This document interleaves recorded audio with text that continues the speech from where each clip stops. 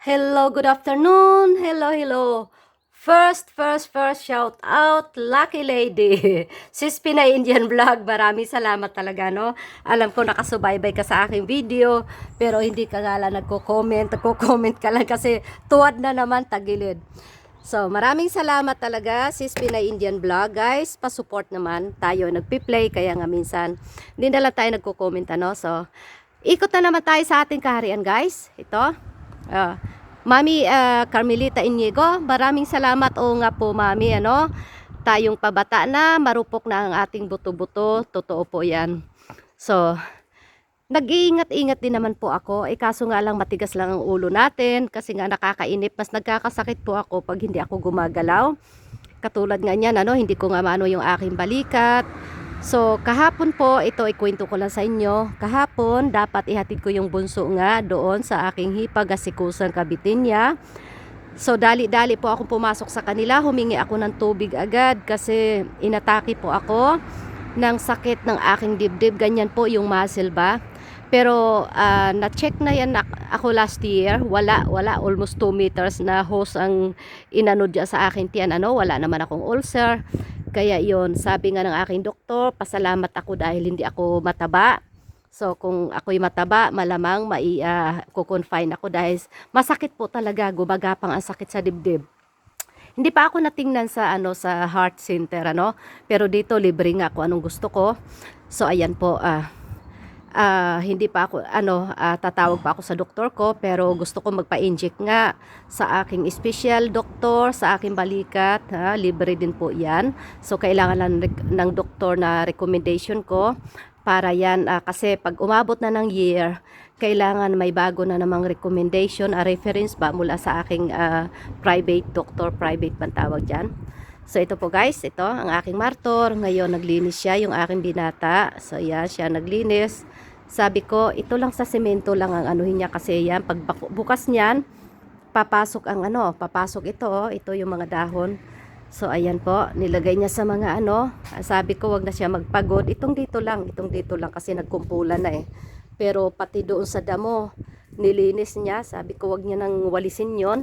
So tama na yon, kasi ayan kalbong-kalbo na po. Yan, kalbong-kalbo na. So yon po ang kwento sa aking balikat po. So hindi naman talaga yung pero pag umatake yung sakit dahil siguro nga nadaganan nga ng aking, yung nakwento ko nga sa aking chiropractor, yung sa aking therapist. So nung nadaganan niya, kailangan naman talaga yun lalo siyang sumakit at saka nakakadiri ba yung ang sakit niya sa dibdib. Ang sakit talaga sa dibdib. Umaatake talaga yung madalas na dito nilabas ko yung mga sapatos. So ayun ang aming paggatong. May taas po yon, nandoon yung mga maleta, yung mga hindi na gagamitin. Pero ito ay pinaplano namin to na ayusin. So para yung mga kabataan, so dito na sila, lagyan namin ng CR dito at saka lababo. Yung parang feeling nila na nagsarili na rin sila. So dito guys, ito ang ating mga bote. Ngayon ang gagawin ko, on ko muna yung aking ng aking bunsoy, kanya mga damit. So yun muna. Ito yung aming mag-alikabok ko. Ito yan, nasa 72 degrees itong ito yung aming heating machine. Kaya nga sabi ko, awang-awa ako dyan sa mga Pakistan, sa Nepal. Awang-awa po ako sa kanila. I-on ko lang yung labahin ng bunso. Naawa ako sa kanila, no? Kasi wala silang mga heater nga. Pero talaga yan, kung electric ang gagamitin nyo, napakagastos talaga dyan sa ano bang tawag diyan? Sa ilaw, sa electric bill talaga malaki. Kasi dito iba yung sa warm. Kasi yung warm na yan. So tubig nga ang nagpapainit diyan, yung tinatawag na radiator bang tawag yan? Hindi ko alam kung ano sa English. So habang nagdadaldal ako ito ano pa natin yan? Kasi aking halaman. So dito po yung ating laundry. Ayan po, ayan. So, ako ang naglalaba dito sa ng bunso na to. So, wala siya ngayon, nakipaglaro. Ano ko lang. Yan, kailangan 1 hour lang iyan natin. Ayan. Ganyan minsan, sabi na, pagod na ako. Naglaba na ako, nag-ayos ang damit ko. Pagod na pagod ako maglaba. So ito, hindi nga ba ang napapagod dito ay ang washing machine? So hindi po sa kusot. Sana nga sis second wife ng Pakistan nga ba? Sana magkaroon ka na ng washing machine kasi ang dami-dami niyo ng labahin talaga. So ito po, mapapagod magsampay. Ito yung ating dryer. So ayan, ito yung ating dryer. So yan, nakakapagod dito maglaba. Kapagod maglaba. Pero pag maganda ang panahon, nagsasampay talaga ako. Ito nga, ang dami pa namin gagawin dito. So ito nga, marami pa talaga. Maraming plano, ang daming plano talaga. Pero ito, gusto naming ayusin to para sa mga bata. No, ito. Ayang foam na yan, ito sa mga Pakistan, sa Nepal, o sa mga, nasa malalamig na bansa. Ito yung noong panahon, ito yung ginagamit nila, ano nga bang tawag dyan? Yes, pang-isolate, kaya makakapal ang dingding dito. Ayan ang nasa gitna, para hindi siya, anuhan ng lamig. Kaya yung mga bahay nyo dyan, Diyos ko, wala kayong heater. Tapos yung nakabonit, siksik, talaga palagay ko, na suot talaga ang lamig niyan, kahit na magkapal ka pa ng jacket, no? So, yan, nakakaawa. Kaya sabi ko nga sa aking kahapon, sa aking satsat kahapon, tanggapin ko yon, no? Kahit mahirap, okay lang yan, kahit mahirap. Pero ang lamig, susukuan ko talaga yan. Ayoko sa lamig. Ngayon, naka-bathrobe lang ako. Kasi ngayon, wala ako sasakyan, nandoon nga sa bahay ni Kusang. Naramdaman ko na ang aking kakambal, na noong na yun siya, talagang parang umuugong, pero alam ko kung ano ang kanyang diferensya, dahil yung sa fuse at saka pag lumalamig, siguro gawa na yun ng yung sa gas, ang ko dyan. Sana umabot pa siya ng taon, pero nagbalak na rin kami na amin ang papalitan yan, kasi kailangan namin yung may hatakan ba ng trailer. Yung sa amin kasi wala para pag may bibilhin dito mga gamit sa bahay. So, hindi na kami dedepende sa iba. Pero may mabait naman dyan si Madi. Yun lagi ang aming napag-uutusan, napakiusapan. So, ayan. Guys, ayan ang aking kamatis. Medyo ayan. Mamaya, ayan ang gagawin ko. Pagkatapos ko, sa loob ng bahay. Kasi wala akong ginagawa. At saka, umayos na naman yung aking pakiramdam. So, wag lang talaga akong napuwersa lang talaga yon. Palagay ko may naipit na Ayan, nakalimutan ko sis, sa Philadelphia. Maraming salamat sister. Nakalimutan kita kahapon. Pasensya na Kasi, aywan ko, yun nga sinasabi ko. Sa akin guys, hindi po sa akin napaka-importante na kung hindi nyo ako i-shout out, May nagsabi nga na hindi na raw kami sina-shout out yung Team Bistag o kaya yung pangalan ko. Mga kapatid, sa akin, baliwala po yan talaga. Baliwala talaga yan. Kasi nasabi ko nga, sino ba ang atin talagang fokusan dito? Itong mga maliliit, kasi sila yung gustong makatulong, katulad ni Master Arn TV, Chris Timon TV, Bro Rainy OC at saka Bro Leto Cebuano, Ayan, sila po dapat, sila si Marlon Gudaw. Ayan po, ayan nga, si Mang Update Ailey nga. So, sila po kasi, ay yung iba dyan, si Bro Rainy OC. Yun, medyo may mga sponsors na yan. At si Mang Update Ailey, So, ito si Master Arn at saka si Marlon Gudaw. Wala pa gaano, at saka si Chris Timon TV. Kaya sa Team Tropang Global, maraming salamat po talaga. Sobrang maraming salamat.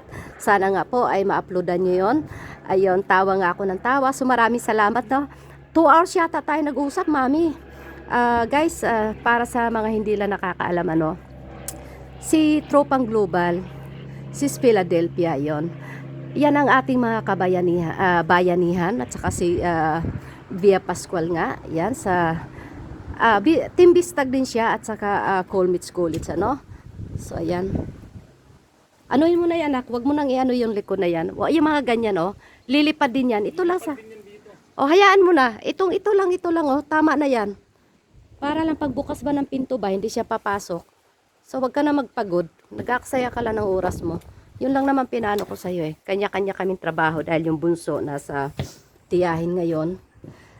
Ito yung aking martor kasi may mga yata siya, may mga leksyon Dapat niya, ano, kaya ayaw niya doon magpaiwag, kaya umuwi.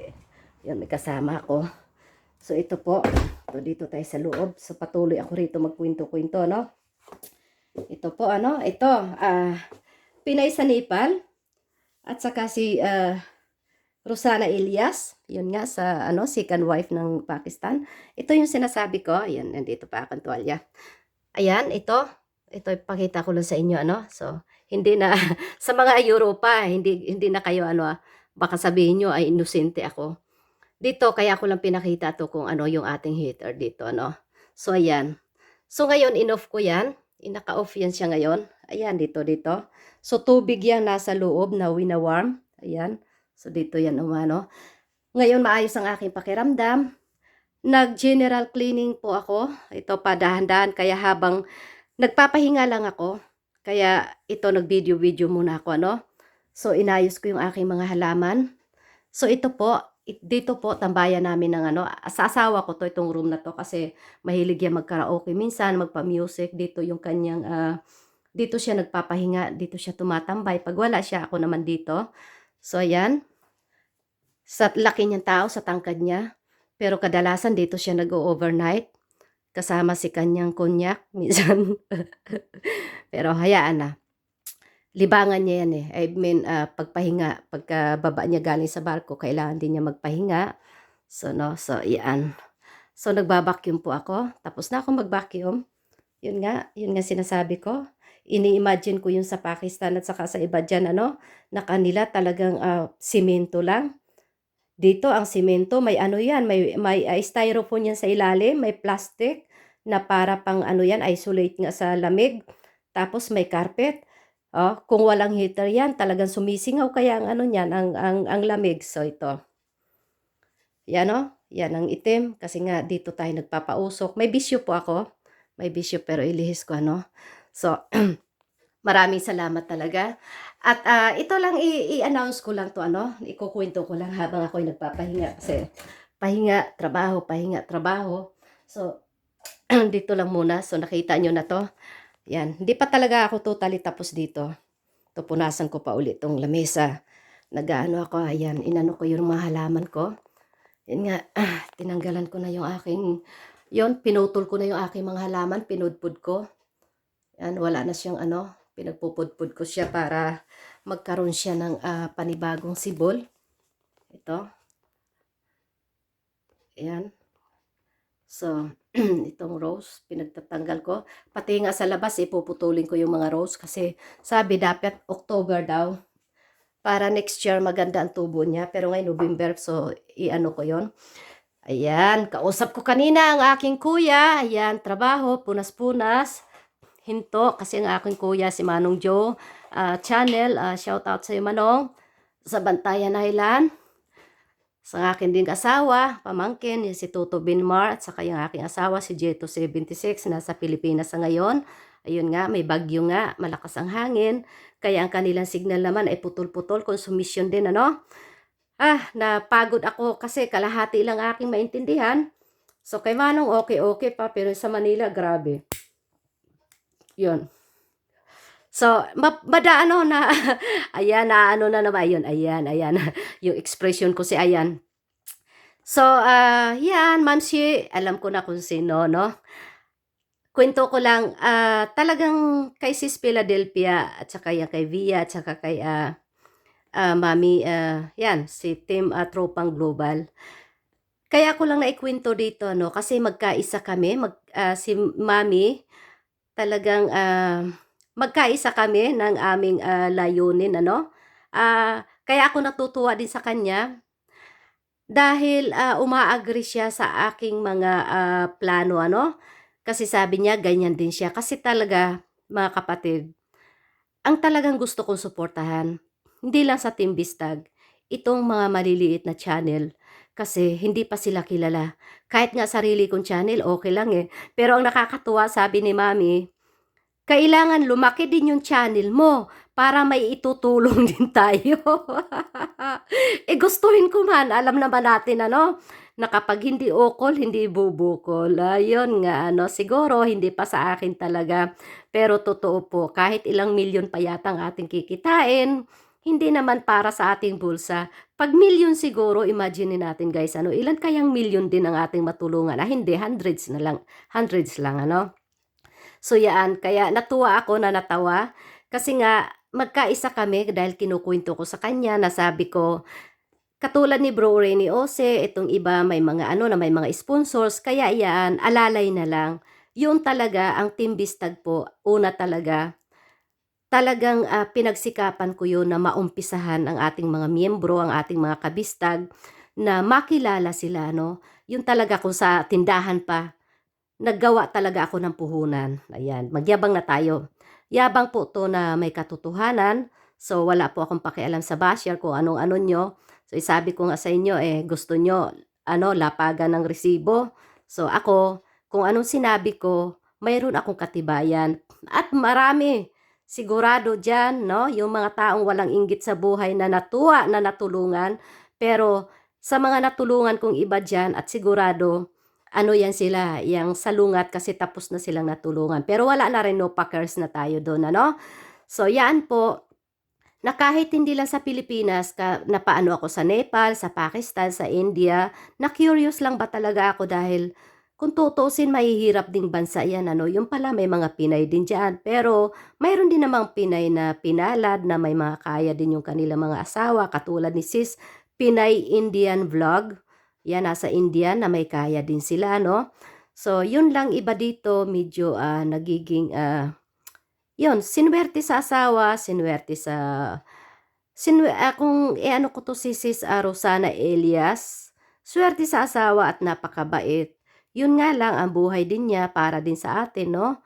So, pero sabi ko nga sa iyo, Sis Rosana, yun na, sa mag-chat din tayo at saka nag-comment din ako doon na siguro hindi naman lahat ay puro kahirapan na lang habang buhay.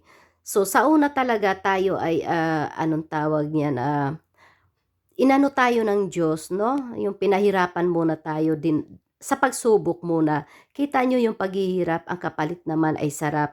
Sadyang yung nasabi ko nga sa iyo, siguro diyan ka talaga dinala ng kapalaran, diyan ka tinuro ng Diyos na para kasi may mabuti ka rin puso, nakita mo kahit sa mga kaunting paraan, nakakatulong ka diyan sa mga lokal. Kaya saludo ako sa iyo, humahanga ako. Yun, no? So, ang ano ko lang, ikaw ay bungangera din sa mga anak, sa mga basher mo.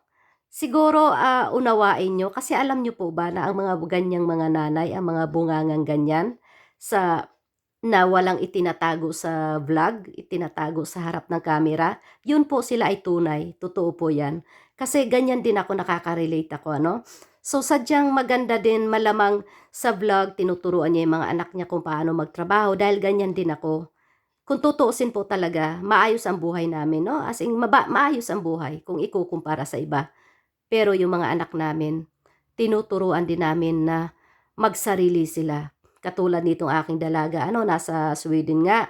Hindi yan humihingi kahit na kaming mag-asawa, nagtatanong kami, kumusta ka dyan? Nung wala pang trabaho, ano nang lagay mo? So, kailangan mo ba ang pera? Ano lang yan, ang sagot lang yan, magsasabi na lang ako kung kailangan na kailangan ko na ang tulong. So, kaya hindi na natuloy, hindi pa natuloy, ito yatang December. Pag lumapit na yan, ibig sabihin niya, kailangan niya na talaga yon. Sabi na, Mama, pwede ba akong humiram? Kasi may nakuha na akong apartment. Yan.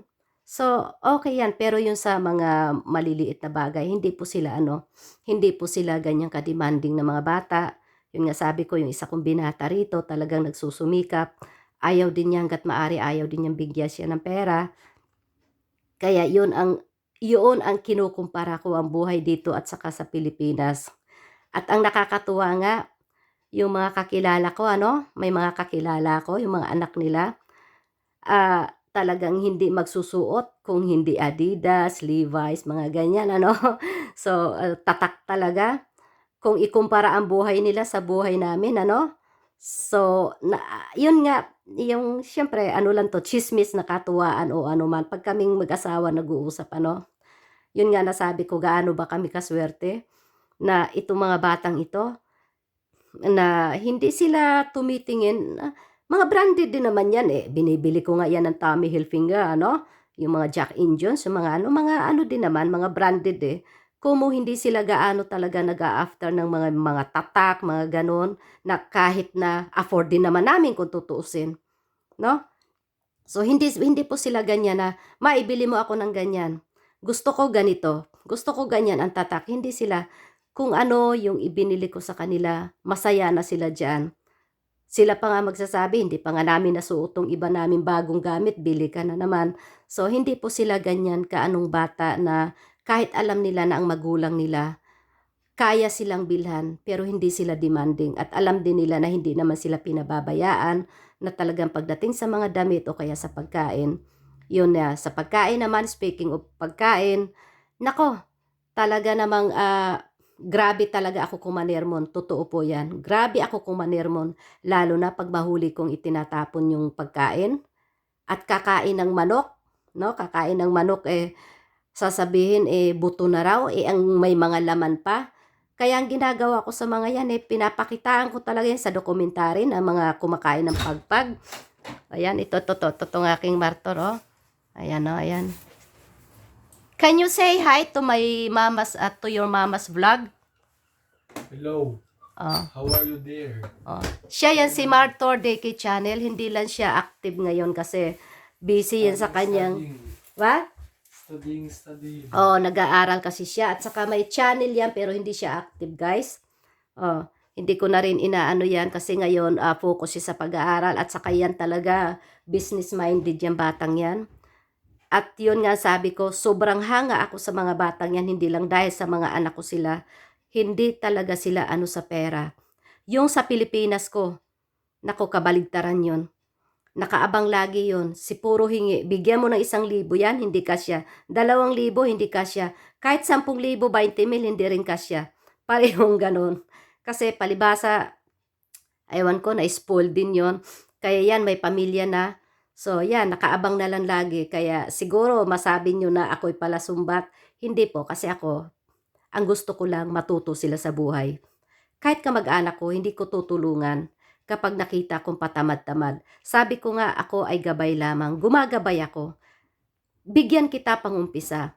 Pero kung tingin ko dumidepende ka na sa akin, na parang hindi ka na kumikilos, lahat na lang dinadaing mo, stop ako.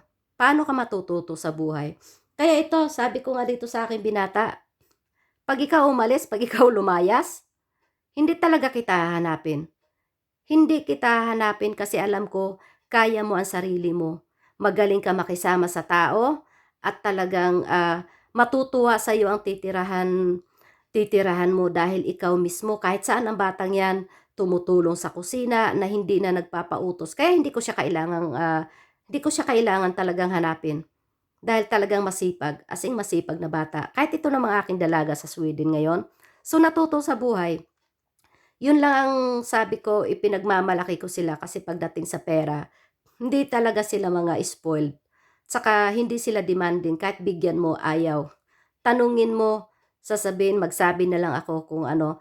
Yung bunso lang minsan magastos pero hindi siya direct na nanghihingi ng pera. Yun nga, may aquarium. Yun minsan, pag nainggit siya siguro ng isa may bisikleta, so kanya rin ay sira na. Pero ako yung tao, kung kailan ko sinabi yon, mag-antay ka. Talagang antayin niya sa tamang panahon kung kailan ko sinabi. Kasi ako talaga mga kapatid, may isa akong salita. Pag sinabi kong tulungan kita, gagawa, nabitawan ko na yun, tutulungan kita. Kahit sa anong paraan man. No?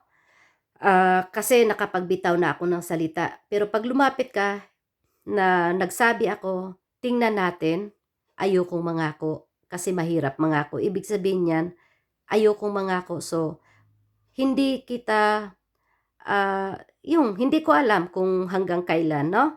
So, ko ilang buwan, ilang araw.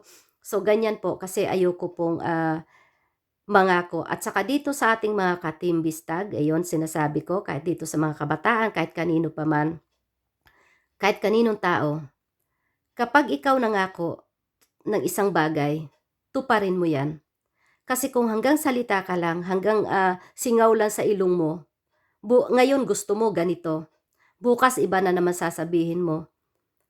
Ang tawag niyan ay isang taong walang paninindigan sa buhay at sinungaling. So, madrama. Yan po ang term ko dyan. Kaya yun ang lagi ko sinasabi, huwag kayong mangako at huwag kayong magbitaw ng salita kung hindi nyo naman kayang tayuan yan. Yun po, diyan nasusukat kung gaano ba ano ang isang tao, kung gaano katotoo.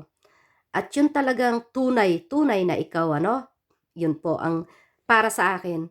So, dito maraming makakapagpatunay kung ano yung aking ano, kahit hindi ko man kilala ng personal, nakilala ko lang sa ano, dito mapatunayan nila yung kung ano yung mga binitawan kong salita na talagang tinutuo ko yan. Pag ano, at saka, yun nga, may na anuhan ako dito, ano, hindi ko na lang babanggitin, na yung ang sinasabi ko, ako yung tao, hindi ako mahirap lapitan. Ang sinasabi ko lang lagi, ako mismo mag-offer sa'yo, tayuan mo yon dahil ako napakadali kong lapitan, mabait yung kalooban ko, kasi gusto rin kitang matulungan, total tumutulong lang din naman ako, pero mahirap din ako kausap kapag lumabag ka, kapag hindi ka tumupad sa ating usapan. Yun lang naman, hindi mo kailangan madaliin, pero dahan-dahan, tuparin mo lang yung ating pinag-usapan. So, para hindi ako madala sa'yo. At saka, pagka tumulong din ako, pag may nasabi ako sa isang bagay, hindi ko rin gusto na lahat na lang idadaing sa akin kasi kung ang usapan natin ay iyang bagay na yan, so, labas na ako sa ibang bagay, di ba? Dahil hindi lang naman ikaw, hindi lang kayo ang nangangailangan ng tulong, marami din. So, maraming salamat talaga, Mami, ano? Kaya yun ang sinasabi ko, yung maliliit po ang ating fokusan. Kasi itong mga malalaki, hindi na nila kailangan yan eh. So pareho lang din naman yan, ano? Napakaganda itong maliliit kung ating matulungan na makilala din. Edi ang dami-dami na nilang tutulong. So 'di ba, Mami, ano? Magba-vlog tayo, no? Mga magnanay.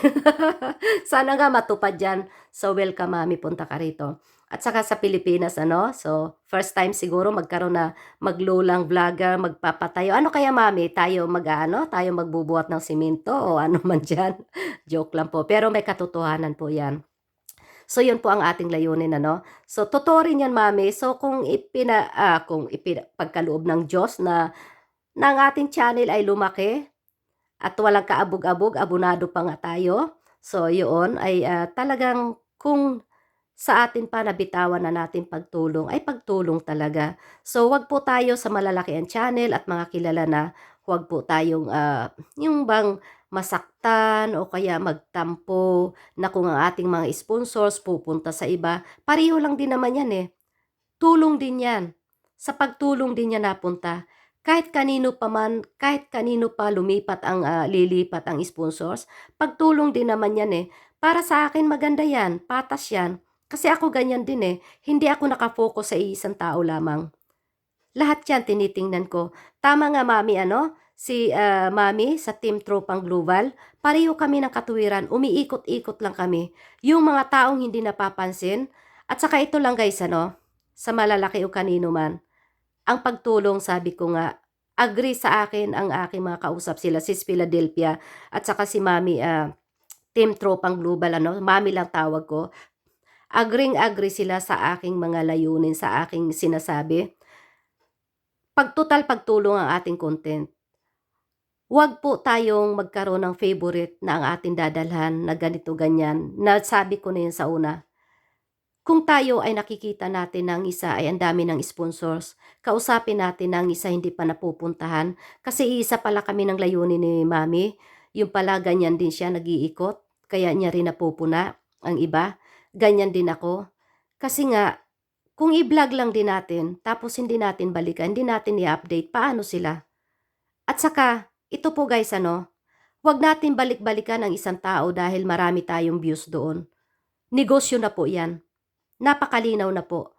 Kung ang iniisip natin, nagiging favorite natin yung isang tao na yun na ating dadalhan ng tulong, nang dahil doon nagba-viral tayo kaagad, ang laki ng ating views. At ganyan din sa mga viewers at saka followers, no?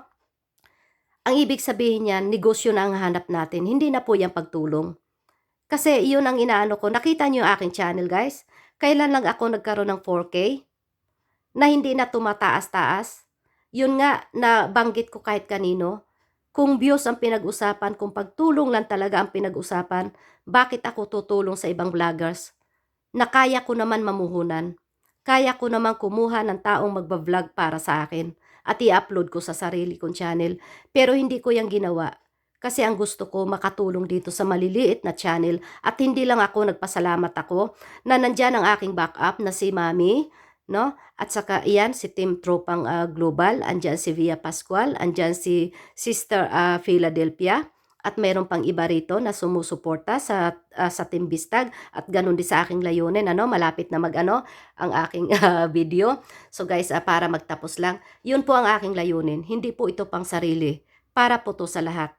Nakakalungkot nga lang kasi ang may mga magagandang layunin, siya naman yung makunat ang pag-usad. Kaya nga si Sister Rosana Ilyas, kaya ako humanga sa kanya. Ako din ay sumuport din dyan sa panonood. Kasi po kahit mahirap siya, nakakatulong din siya sa mga lokal na mahihirap. Kaya sana po guys, ganyan tayong lahat, ano? Tulong-tulong lang.